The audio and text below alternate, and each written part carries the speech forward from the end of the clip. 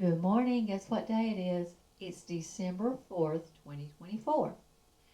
There are several things going on today. It's International Cheetah Day.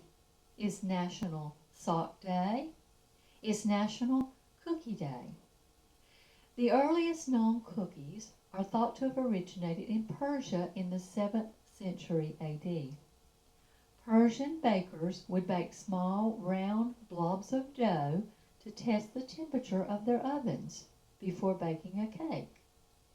These early cookies were likely flavored with nuts, honey, fruit, and spices.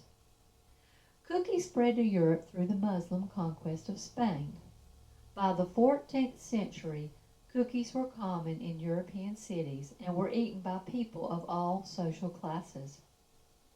The first recorded recipe for cookies in America was in 1796. Cookie cutters were invented in the 19th century. Today I'm going to share with you how to make scripture cookies. So you use the scripture to find the ingredients. So the first ingredient is a half a cup of.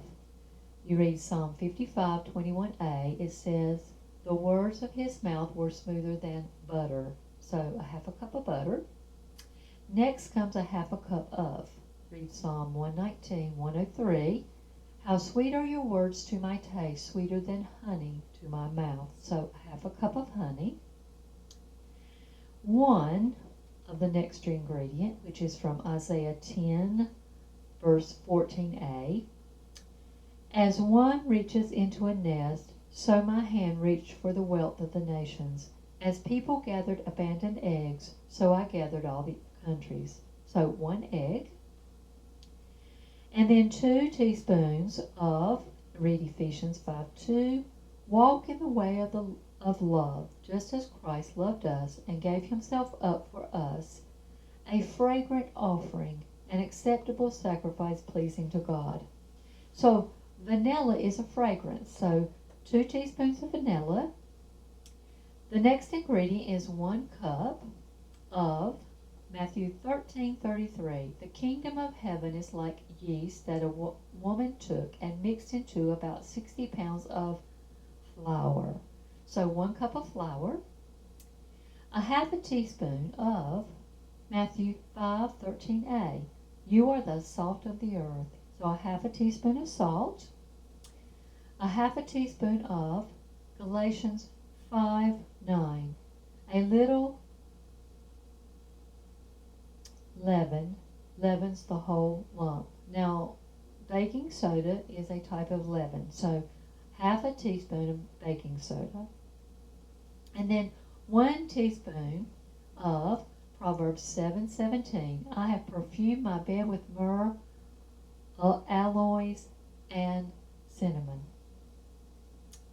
So 1 teaspoon of cinnamon.